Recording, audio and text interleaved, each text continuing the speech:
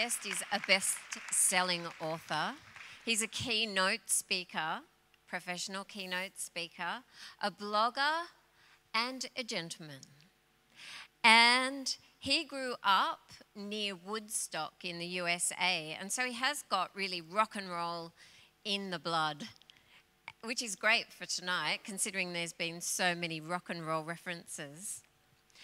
And he was inspired by Jimi Hendrix, who was never threatened by other people's talent, and wants to talk to us about how a true mentor is inspired by other people's genius. So please welcome to the stage with Jimi Hendrix, Finding the Mentor, Mr. Jack Vincent.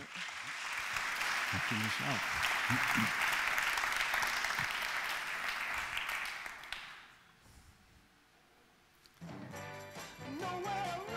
Jimi Hendrix just didn't fit in. He was an outcast. The Seattle guitarist worked his way across America, getting fired from one band after the other.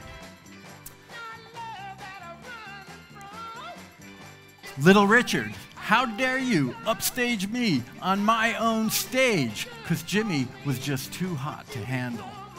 Little Richard, Chicago, Detroit, Nashville, Clarksville, the Isley Brothers, Chet Kingsley, they all fired Jimi. They were threatened by the genius. It's the timeless condition of human nature.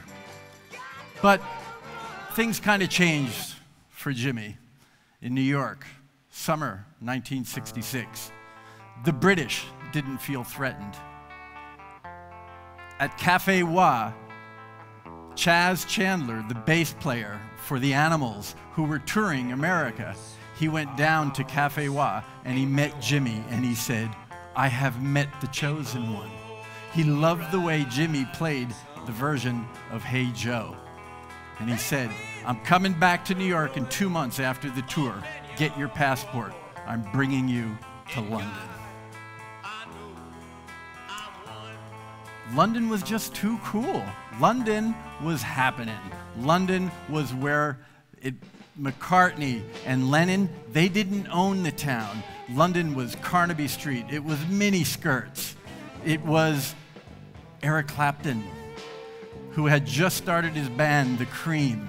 And Clapton met Jimi and he said, "I just love the guy, this sweet American, Jimi was not a somber guy. Jimi was a prankster and he was fun. He was loving." And he said, "Yes, sir. Yes, ma'am," to everybody. And Clapton just took a liking to him. He said, "This sweet guy." And Chandler said, "I got an idea. Why don't you let him play with you tonight?" Now, there was no Facebook, there was no live streaming, and Clapton said, yeah, we can let him on stage. Some of the band members weren't too keen on it, but Clapton said he's coming on stage. And Jimi killed it. He went up there and killed it. In fact, after the show, Clapton said, "You didn't tell me he was this fucking good." But Clapton didn't feel threatened. Threatened he was not. A friendship began, and Clapton introduced Jimi to everybody he could. Chandler went out and found band members. Noel Redding on bass guitar, Mitch Mitchell on drums, and together they formed the Jimi Hendrix Experience. They got gigs around London, they got gigs around Europe. These guys were hot. In fact, the more you give, the more you get. And who produced Jimi's first album? Chaz Chandler. Chaz Chandler wanted to be a producer, and here was his first artist. Are you experienced? Jimi Hendrix. Jimi was God. Was Clapton God, as it was painted on? We don't know, but Jimi in London was everybody's sweetheart. He oozed sex appeal. He oozed friendship. He was warm, he was cool, and he was talented, and London embraced him. This began a 4-year march. Back he went to America, and soon he was headlining the Monterey Music Festival. Woodstock, as we see here. Jimi Hendrix was the headliner. Jimi Hendrix, was he God, or was he the chosen one?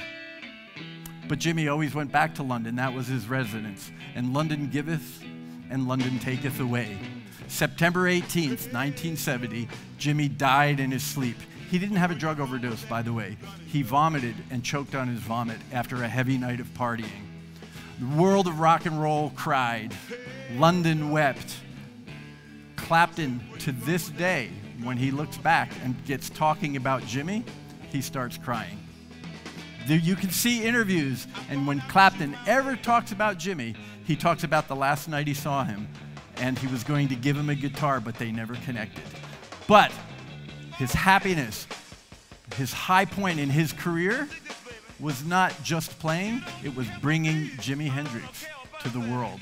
That's where he takes so much of his pride. So I ask you, fellow Igniters, whose fire are you lighting?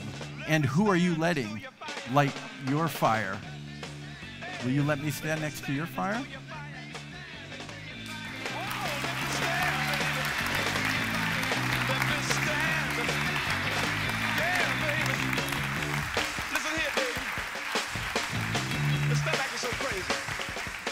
Thank you. We got a microphone here. Oh, yeah, I always forget the Madonna microphone. What to say? I didn't realize Jimi Hendrix was only 25 years old when he died. 27.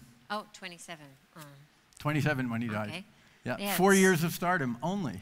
Yeah, right. Yes. And made such an incredible impact on so many musicians and so many people that aren't even musicians. Yeah. And the music's still living today. Yeah, timeless. And Clapton was known as the God. Clapton had a unique style, which in London, he was owning London at that time. The Beatles were cool. The Beatles were experimental. But Clapton got a sound out of the guitar that later George Harrison emulated, and they became friends. But Clapton was really cutting it with the sound that he got out of the guitar. And when he met Jimmy, he just went, oh my God, this is really the next wave. And rather than feel threatened, he embraced it. He introduced them to everybody and helped them form a band, and they took off after that.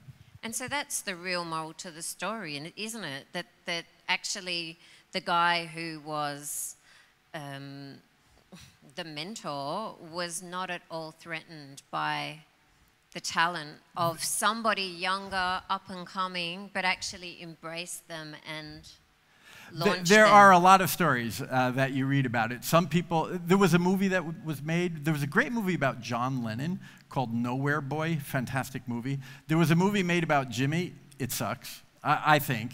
And there's a scene in there where Clapton was all gerfuffled and all upset that, Chaz told him to bring this guy on stage, and he blew everybody away. But there are many, many other stories, and Clapton introduced him to everybody afterwards, and Clapton said he wasn't upset. He was blown away. He was absolutely surprised the sound that this guy got out of a guitar. Yeah.